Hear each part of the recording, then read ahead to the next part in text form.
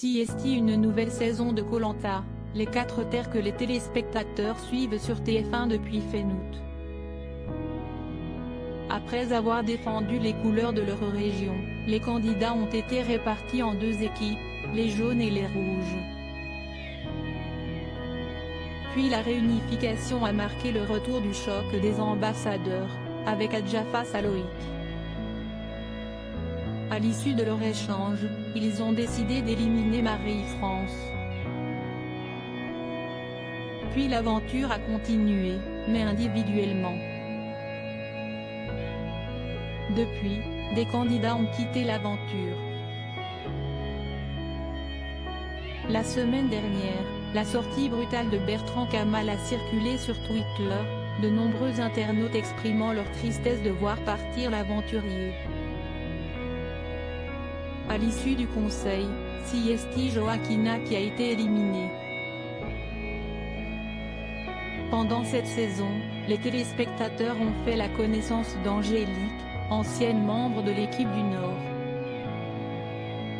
Dans l'aventure, elle est très proche de Lola, qui détient, pour rappel, un collier d'immunité. Si Laurence est agacée de son comportement sur le camp, lui reprochant de ne pas être assez active, l'aventurière a su s'attirer la sympathie de ses camarades. À la recherche du grand amour? Mardi 27 octobre, Angélique a organisé une session questions-réponses avec ses abonnés sur Instagram. L'occasion pour les internautes d'en apprendre davantage sur la jeune femme. Et sans surprise, l'un d'entre eux a voulu savoir si elle était en couple.